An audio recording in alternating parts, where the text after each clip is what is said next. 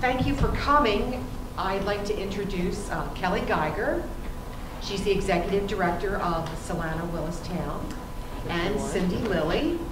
She is a Master of Social Work, and she also specializes in gerontology. And Kelly, I'm going to hand the discussion over to you. Okay. Thank you very much. Thank you, Joyce, for having us. We're excited to be here.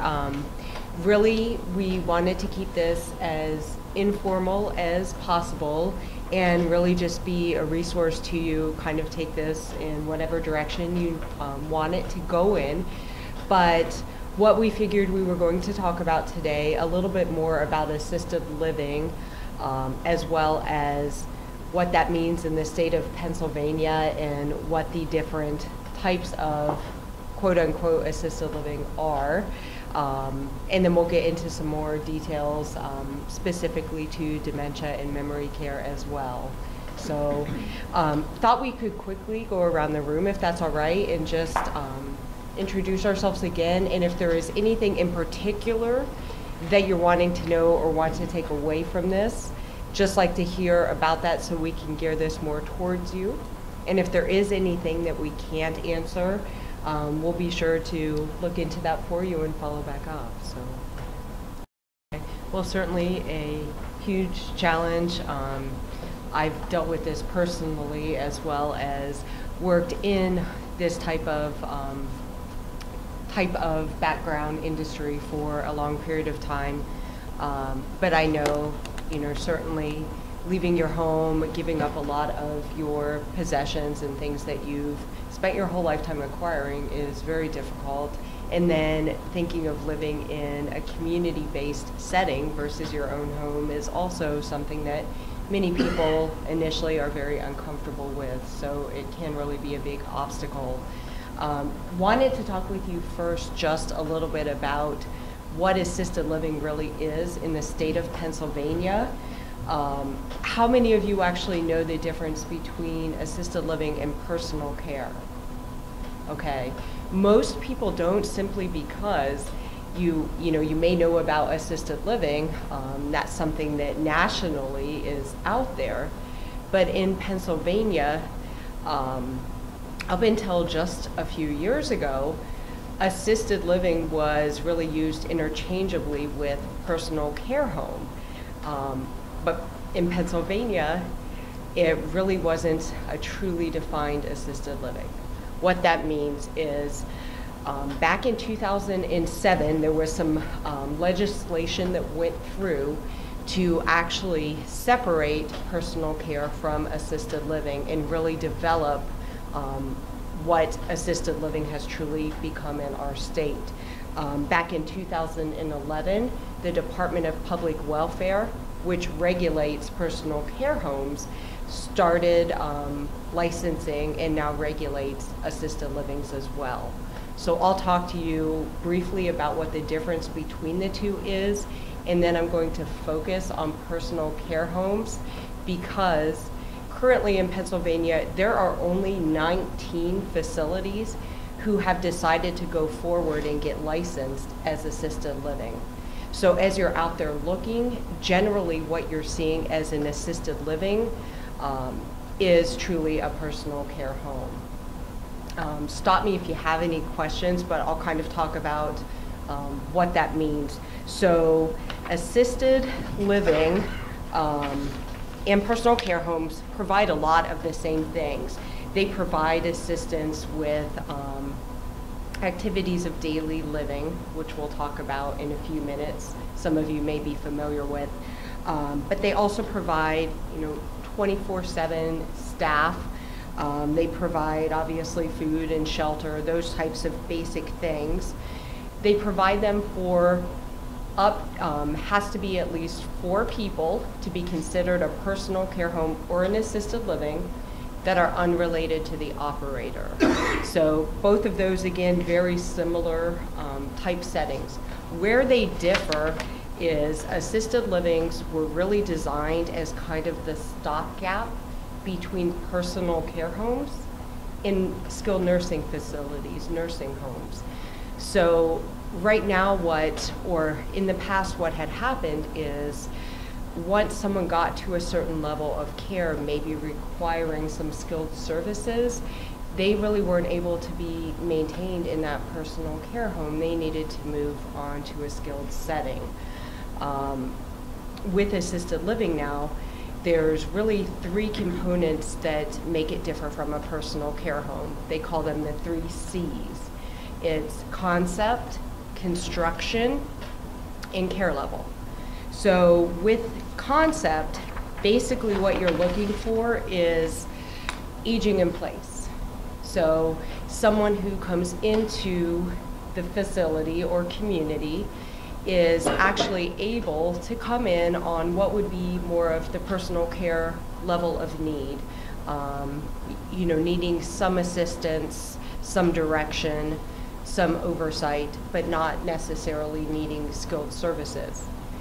They're able to, again, age in place so that once they start having that need for some of those other services, they don't have to leave the facility they've moved into. They're able to actually stay there throughout typically the course of their life. So conceptually, that's a huge thing. It's something that has always been a challenge in personal care homes, and I'll get into that a little bit more. But so in a nutshell, as they decline, yes, they can stay in the same facility. Yes, yes, absolutely. So that is kind of the concept. The construction is basically whereas personal care homes are allowed to have up to 3 people sharing a room or apartment, in assisted living you would expect that they had at least a studio setting by themselves.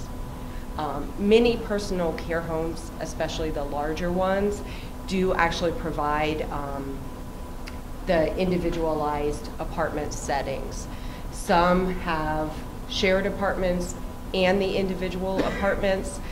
As you start getting into the smaller homes, that's where you would typically see more of the sharing going on. But again, you kind of have that whole gamut of possibility in personal care.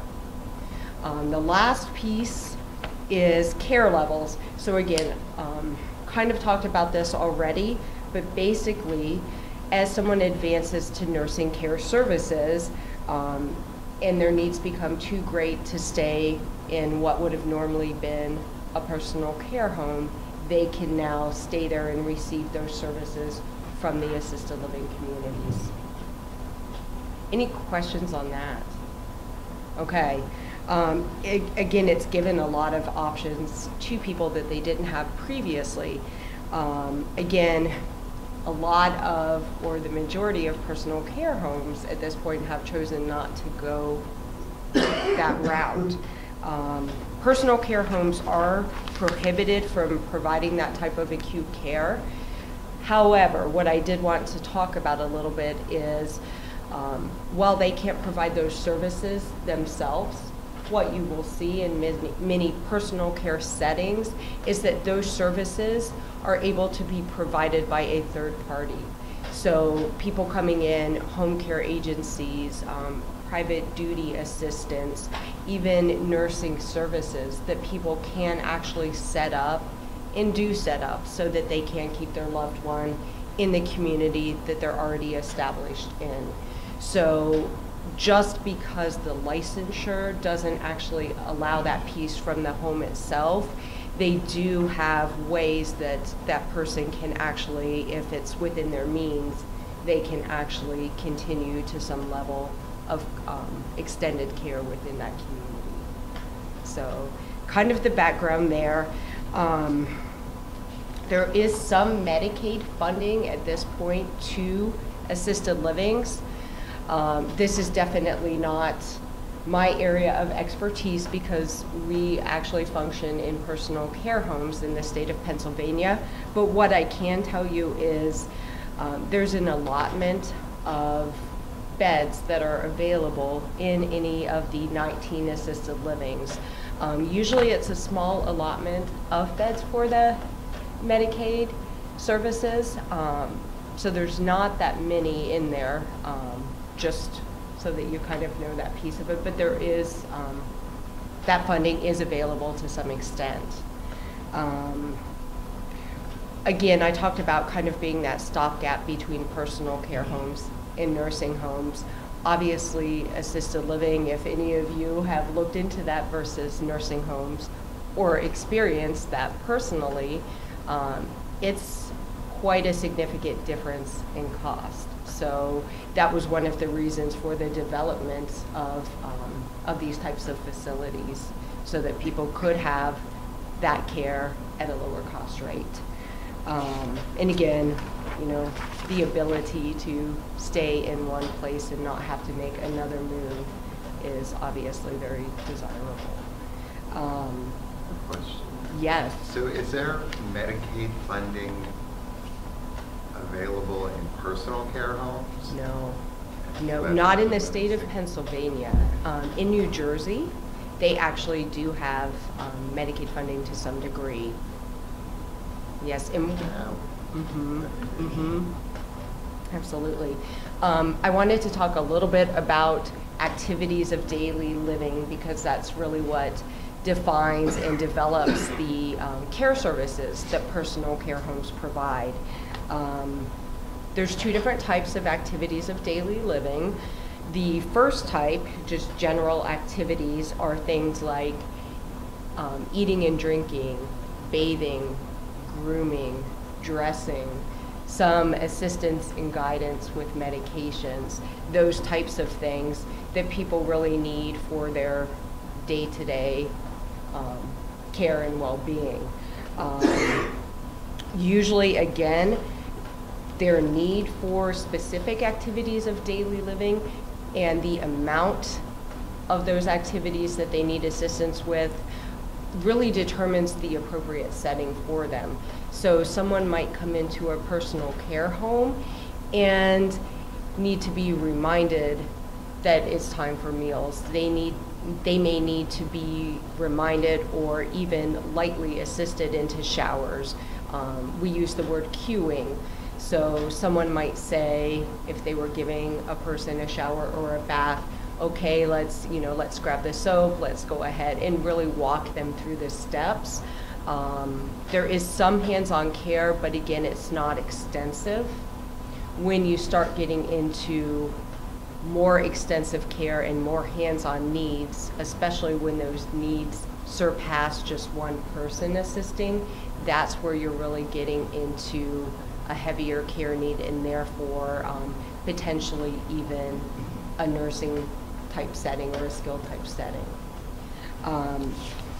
Instrumental activities of daily living are not necessary for fundamental functioning, but also important things, obviously, to a person to be able to do or have done for them.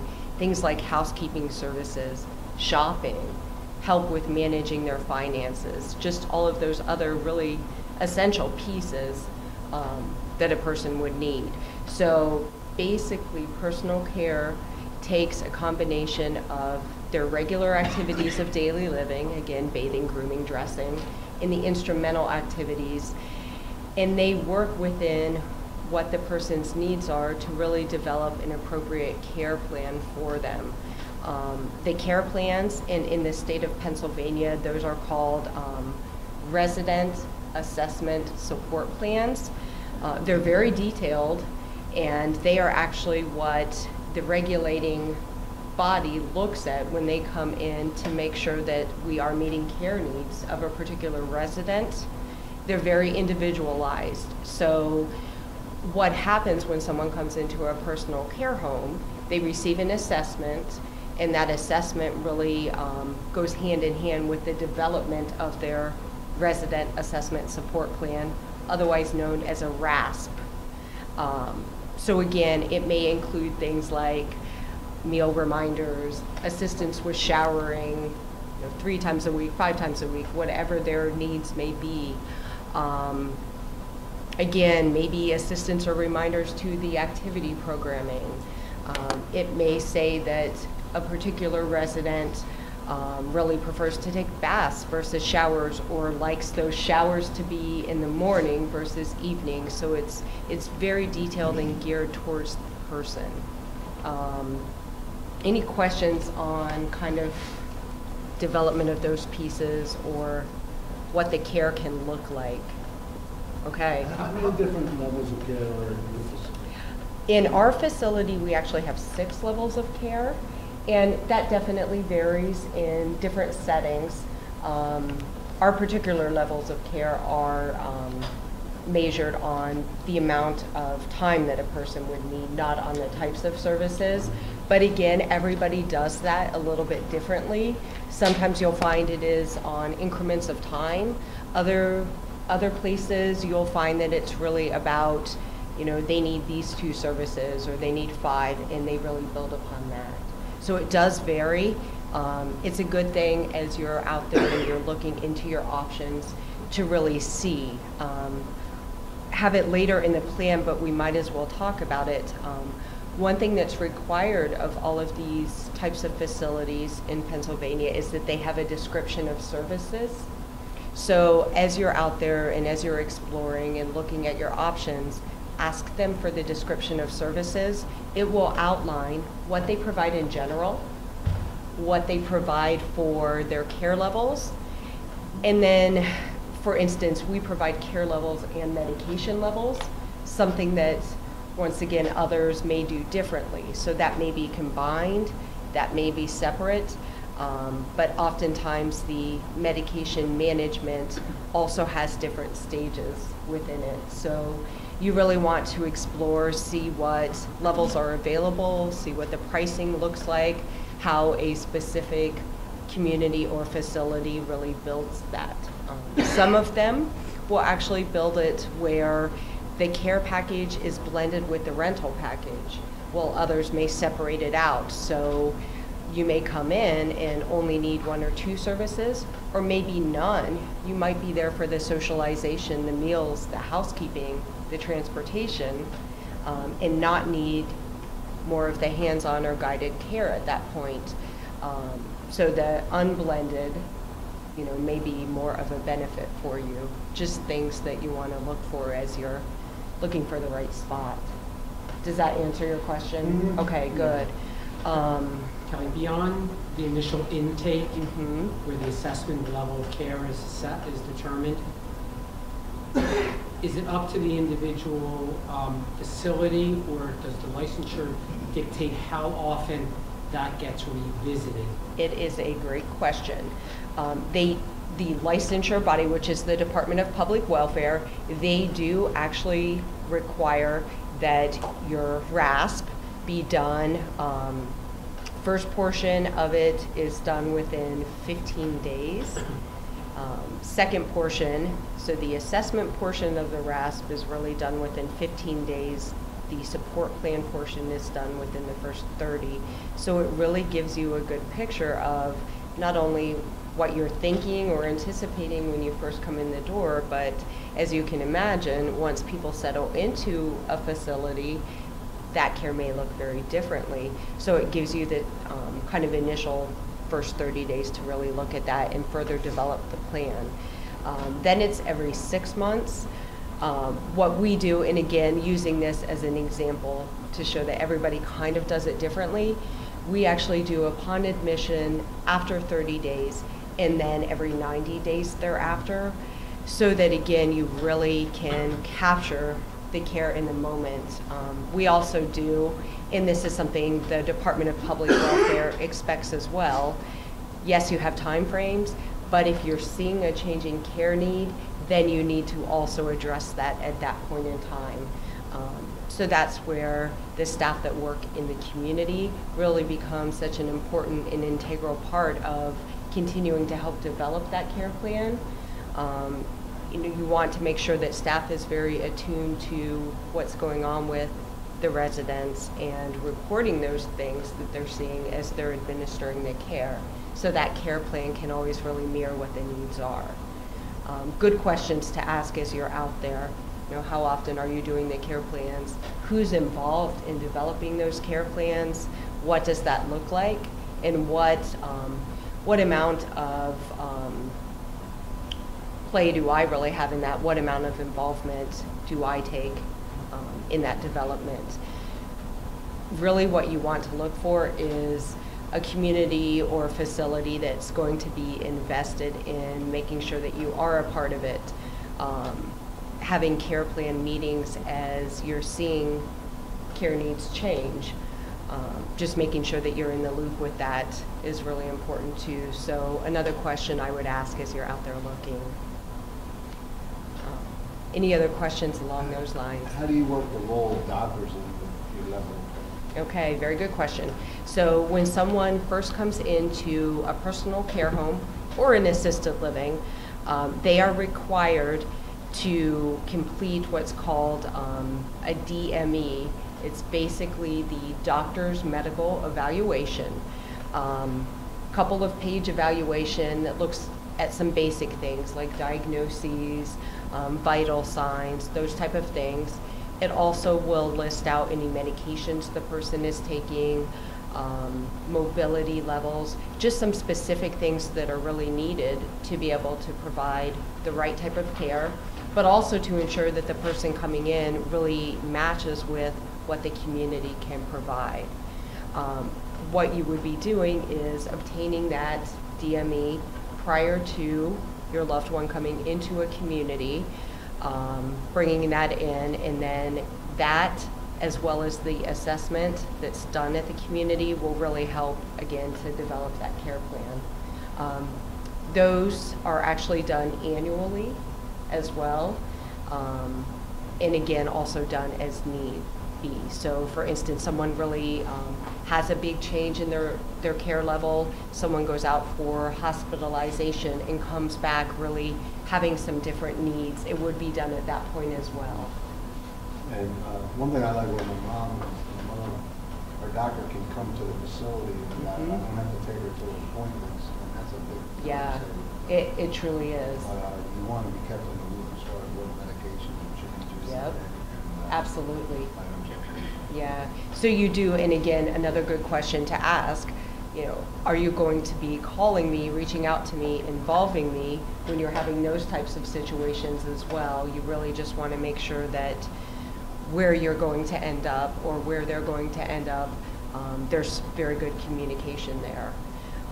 What you also should expect is within the development of the assessment, I talked about levels of care, and oftentimes those levels do go up, but many times they go down. You may have someone who comes in initially, and because they've been in their own home and maybe haven't been exercising as much, getting out there, they may need more initially than what they end up needing after they're there for a little period of time. So just making sure that happens too.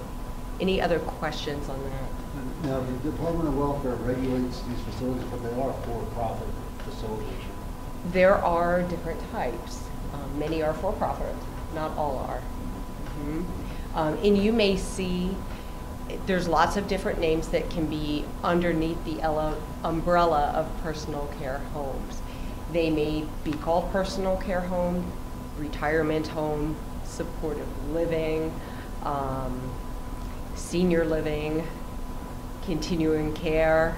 I think someone mentioned that earlier, retirement communities, CCRCs, you may have heard those referred to. So they can be called a lot of different things, and again, they can look very differently one to another as well.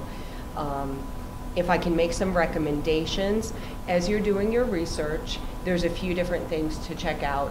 One, first really determining what your needs are. What are you truly looking for?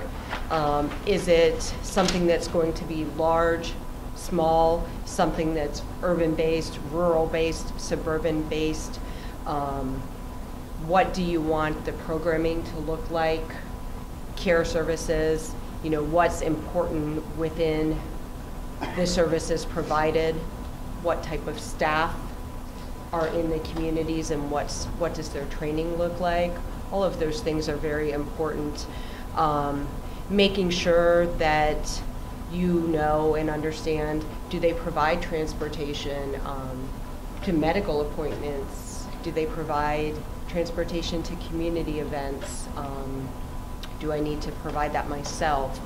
Are there, shared options? Are there private options? Do you have doctors who work with the community? Many communities will actually have a doctor, 2 or 3, who will work closely with the community and actually come in so the resident themselves can use the doctor who kind of does in-house services versus going out. Again, a community who allows a variety of doctors in and also has that connection. You might have podiatrists, mental health specialists coming in. Rehab can be an important piece as well, especially if you do have someone who's gone out to the hospital, maybe has some physical or occupational therapy needs, and again, wanting them to come back to the community. Do you have that option, or do they have to go out of house to get those services? So things that you may not think of initially as you're trying to just overcome the obstacle of getting them there, but things that can become very important down the road. Anything else along those lines? Okay. With personal care homes, one thing that I won't say many, one thing that some of them offer is kind of a focused area for dementia and Alzheimer's residents. Those areas are typically secured, and what secured means is you would actually need a passcode, key, some kind of way to get out of those areas. That is typically designed because oftentimes when you hit a certain stage of dementia or Alzheimer's, there's some wandering behavior that occurs. So it just helps to keep people secure and safe. Another good part about that is it's very neighborhoodish. It's a smaller area, so it's not as overwhelming. It does feel more like home. The care is more individualized, a lot of hands-on. The programming often looks different, more appropriate and designed for the people who have those diagnoses. And actually, Cynthia has a great background in that, and she is our specialist in that area for our community. Just thought she would be able to kind of talk about that a little bit. I'm happy to do that. Dementia is complicated, and the decisions that all of you are making for your parents or have made are certainly emotional and difficult, and decisions that you wish that you didn't have to make.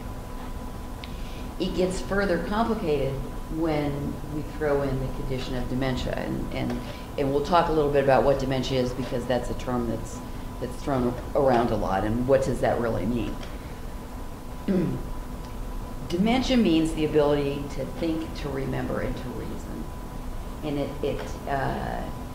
it's an umbrella term. And the biggest cause of dementia is Alzheimer's disease.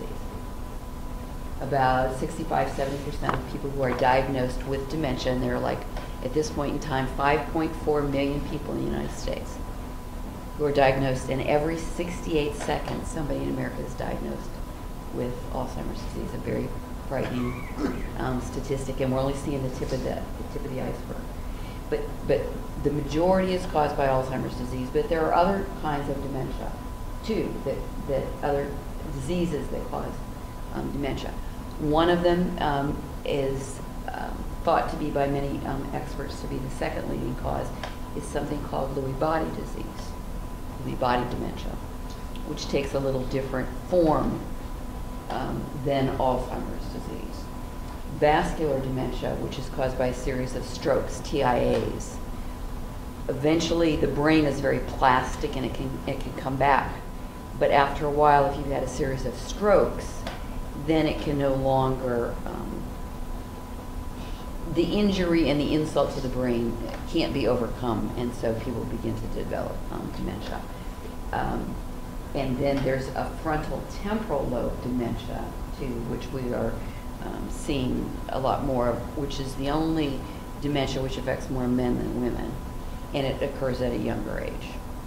And there is thought to be a genetic link with that particular dementia. Yes? Well, my mom's got a series of stroke things, so that explains this. But my stepdad came down with chronic bacterial meningitis, which more or less, layman's terms, wiped out his hard drive. Is that Yes. considered dementia as well? Yes, there are probably 65, 70 different diseases that can cause. We see with the football players now, Oh, okay, yeah. because of a series of Boxers. concussions and whatnot. You know, it was thought for a long time. I had a cousin-in-law who played for the Philadelphia Eagles for years and died at about 64 and from ALS. And they thought at that point that the football players were dying because of artificial turf, because there was a disproportionate number. But no, it was, and ALS is a neurological disorder. He was a running back, All-American, whatever. And when you get slammed again and again and again, it causes damage to your brain. And so, again, with the football folks, we see the tip of the iceberg. And there are actually specialized AL facilities throughout the United States that cater just to the NFL football players. So I think it's good. Years ago, you didn't ever hear the word dementia. You didn't ever hear Alzheimer's. People who developed the dementia, and again, usually from Alzheimer's, were sent to the mental hospitals because of the wandering. The behaviors that we see now, like hoarding and wandering and the restlessness and the agitation and whatnot, they're part of the disease process. Paranoia. And the paranoia, they're part of the disease process. Yeah. And the delusions, right. And sometimes they tend to pick on the people who are closest to them. They do. And they are doing the best that they can under difficult circumstances. And it's not easy. One of the Bibles of dementia care is called the 36-hour day, because that's what you're living through. That's what you're living through.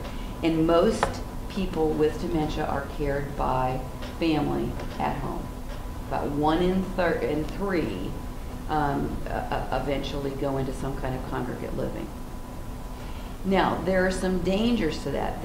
No one says, when I grow up, I hope I can live in a memory care neighborhood. No one probably says, when I grow up, I hope I can live in assisted living. But there are some real advantages, and one of them is the socialization piece. You mentioned here about family members being lonely. But they want to stay home, and we can understand that. That's where they're comfortable, and if they're beginning to forget things, that's where they have their rhythm and their routine, and they want to keep that. But sometimes when we have caregivers who are coming in, they aren't specially trained, and they're a babysitter. So they sit and they watch TV all day, which probably isn't the best way to counteract these diseases. Of the dementias that I mentioned to you, there's really no known cause of the 4 that I mentioned to you. Of the Lewy body and Alzheimer's, there's no known cause. And for all these, there's no cure at this point. The disease is going to be slow and progressive. And there are lots of mixed dementias where the progression then is a little more difficult. So what can we do for them? The medications are challenging. There are primarily 4 medications that are out there that can help the symptoms but don't cure the disease. And it's Namenda, Exelon, Razidine. Whoops, stage 3 Aricept. Thank you very much. And a lot of times they are used in combination. And they are beginning to use it. And Namenda is kind of the last resort, but they're beginning to use it more and more. Oh, that's the last resort. Well, that is not, and maybe that wasn't the right term. It is used, they'll use the other 3 first, and then as it gets more severe, they will combine Aricept usually in Namenda. Exelon comes on with a patch. So that can help for a while. For about a third of the people who take those medications, it helps them get better. For about a third, they just plateau longer. And for another third, it doesn't help. And if it does help, again, it's short term. So they're kind of like a parachute, that you can slow it down, but they're still, they're still going to What about things like, is it true that mental stimulation activities like crossword puzzles and things can help postpone it or plateau it a little bit longer? I do those crossword puzzles for that very reason. Me too. Yeah. The more you stimulate your brain, the better. They've done this study. This Dr. Snowden has done this fascinating study for years with a group of nuns, and they all agreed to donate their. It's called Aging with Grace. That's the name of his book, and so he's been studying them for many, probably close to 20 years now. And what he found was, and they were a perfect test study, those of you who are doing research, because they all had common higher education. They lived in the same kind of settings, similar diets, and they were all at this point retired in this one community. And so they're doing autopsies on all of these nuns as they die. And he found that some of these individuals who had many tangles and plaques, which is the keystone, if you will, with Alzheimer's disease, they didn't appear as demented as people who had less of the tangles and plaques. So he went back, and one of the things that they did before they went into the novitiate was they wrote autobiographies. And they found that those nuns who had a better vocabulary, who were more engaged, who were more intellectually stimulated, were the ones that were showing less signs. So there's a thing called cognitive reserve, and if you can build that up, and it starts very young, but if you can continue to build that up and stimulate yourself cognitively, then you should do better. Is it an automatic? But is it a cure? No. So socialization is another piece. Socialization cuts back on depression. There's an increasing correlation between depression and dementia, between MS and dementia, between diabetes and dementia. We're learning more and more. Every 18 months or so, our knowledge probably doubles. But yes. Is it passed down from generation to generation? Does it skip generations? I would say, okay, there's an early onset, which is where our National Alzheimer's Association is concentrating, where people before the age of 60 or 65 develop dementia. And it goes very rapidly. People have gotten it as early as their 20s or their 40s. And we're seeing more and more of that. We're seeing younger, we are seeing younger people, yes. Now, that has a genetic link statistically. Once you get to be 85, you have about a 50% chance of developing Alzheimer's, but remember, it's slow and progressive.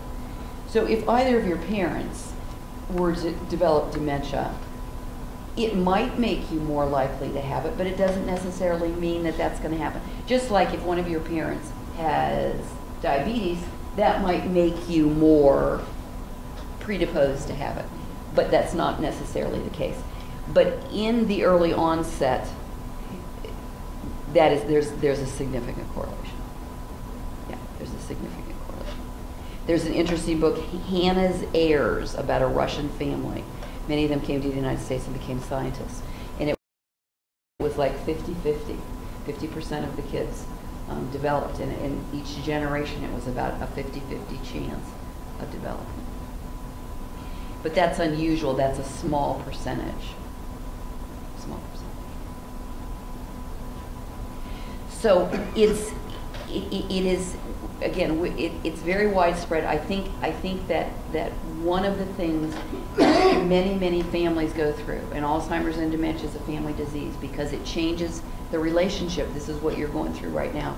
The relationship between you and your family member has changed. You are becoming the mother or the father in many ways, but yet they're still adults. They still have their own money. And how dare you?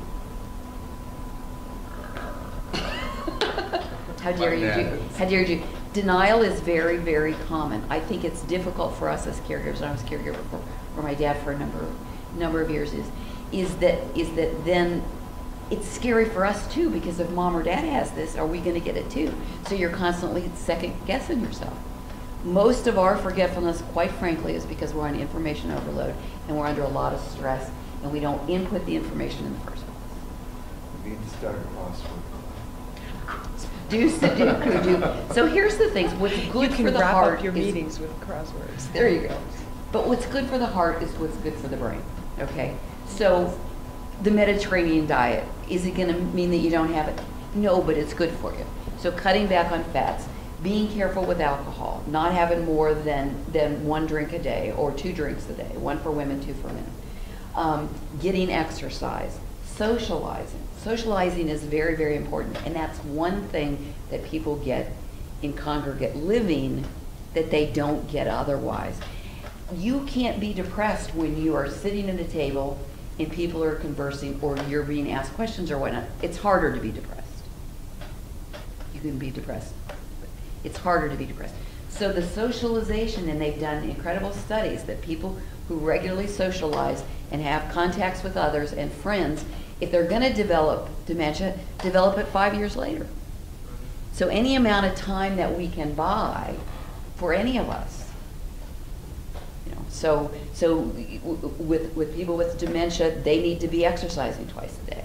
You know, they need to be getting lots of snacks and hydration during the day too, because if you have dementia for whatever cause, you tend to wander. You can burn up to you need 1,600 extra calories per day to maintain body weight. And if you were to go in a memory care neighborhood, the people generally are not overweight. Isn't that interesting? Mm-hmm. Yeah. And you don't think about it, and then if you're visiting or whatnot, you'll see that. Now that may change as we see more of the correlations between diabetes and whatnot. But in general, because they keep moving. And they burn more calories. We find that things like smaller meals, but more frequently finger foods, those type of things, really help them. Mm-hmm. And if this is something that you're struggling with at home, generally breakfast and lunch are the better meals, because by afternoon and by evening they're getting more tired, and they don't always remember what to do with the utensils, which is when you then can switch to finger foods. Have all of you had experience with someone who has dementia, or know of someone? Okay. Yes. Yeah. It is not easy. It is not easy.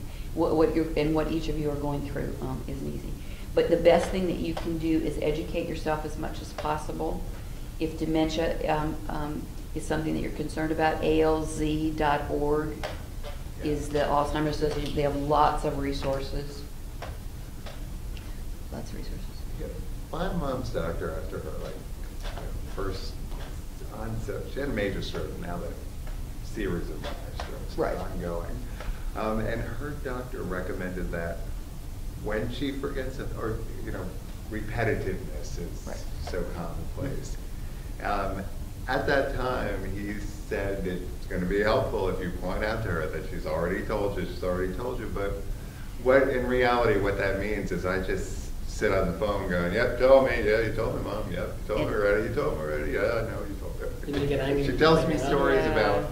And I would tell you just the opposite. I would too. Okay. I would tell you just the opposite. Well, their reality is different than ours. It's just different, and you've got to be in their reality. So if you come in and your mom thinks that you're your dad, just you can gently reintroduce yourself. Okay. But we used to, years ago, we used to reorient people. Reality orientation. Reality orientation. You reoriented them to the truth. The date, what was actually going on, whatever. It doesn't work. They can't retain it. It doesn't work. So if they're looking for their mom, then we would say to them, gee, tell me about your mom. It sounds like you really miss her. Yeah. Was your mom a good cook? You get them talking about a situation, and then you can redirect them into something else. But you're not going to reorient them to our reality in 2014, which is why very often one of the most standardized tests to begin to stage people in dementia is the mini-mental, where you're saying, what's the date, where do you live, what's your phone number, because they can't remember it. But when they get down and what was your maiden name, they can remember that. People will retain their ability to respond or react to their own name, usually until the very, very end. But you just validate what they're feeling. If they're upset, don't tell them they're not upset. Gee, it looks like you're upset. You know, what's going on? Sometimes just nodding, sometimes you can't understand what they're trying to tell you, but if you can even repeat back one word. Years ago, I was working in Indianapolis, and we had a gentleman, and everyone was afraid of him. And this was a new memory area that had opened up within a nursing home. And they'd said, Bob scares us. He's trying to hit us. He's trying to hit us. And Bob would stand out in the hallway doing this. All day long, he'd be doing this. And you'd see the staff go down, and they'd try to go around him. Well, we didn't know Bob very well. One of the most important things that if you have a parent who is living not at home is find out how interested, wherever they are going to be, that facility, community is in knowing about your resident. We want to know 100 things about every resident, because that helps us be the detective to find out why they're acting the way that they're acting. So Bob, everyone's terrified of. Okay, so we began to talk to the doctor. We found out that Bob was a fly fisherman. Oh my God. So what is Bob doing? He's casting. He's casting. Okay, as soon as that happened, the staff, every time they see Bob, what do they say? Hey Bob, did you catch anything? Hey Bob, how's the water today? Bob's got the big smile on his face. The staff isn't afraid of him. They're interacting with him. Whole different ball game. So we like to say that hugs are better than drugs. Because when you get into the psychotropics, this is where sometimes it works, but sometimes it makes matters worse, and it kind of depends on the kind of dementia. So it gets to be tricky, and we just have to take a social approach where you know the person, where you leave your reality at the door, where you go with the flow, where you have fun, where you celebrate the day. Yesterday we baked bread, and they were so proud. They were talking all day about the bread that they baked, and then they ate it, and it was a very simple task, but great fun because they're kneading bread. It's sensory, and you want to try to involve, in trying to connect with your family members, you want to try to involve as many senses as possible. It's like kids with dyslexia, you know. The more senses that you can use to connect with them, the better the chances of doing that. But it can be frustrating. It can be frustrating, and it's frustrating for them too. It truly is. Especially when they feel themselves, I don't know why I can't remember this. I know. Why can't I remember Yeah. that? You know, and I have a feeling that they know what's happening. I think they know too, but I don't think they have the insight. Sometimes the folks with the earlier insight, they're the ones that write the books.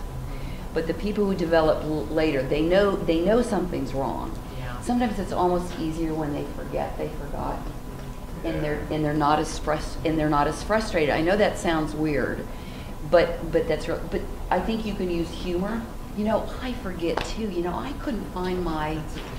Yeah, just you know, a sense of humor can make. Kind of see it stuck here. Right. And you can, yeah.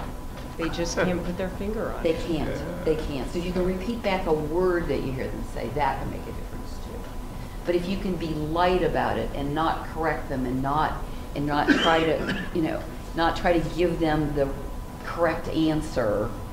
Sometimes if you just say, you know, you're going to visit, and they'll say, you haven't been. I have a friend who's going through this right now.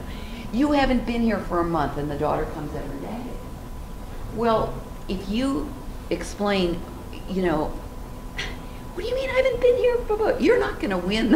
I mean, forget it. You're not going to win it. But if you just say, oh, Mom, I'm so sorry. I've been so busy. I'll try to do better. And then just move on to the visit. Just take the blame and because does it really matter? Go with the flow. Yeah, just go with the flow. Absolutely, absolutely. If they think that it's the 4th of July, who cares? So happy 4th of July. Let's sing the Star Spangled Banner.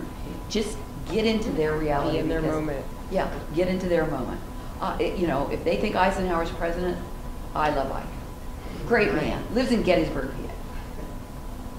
You know, so sometimes we have to emotionally validate what they're feeling rather than correcting doesn't work.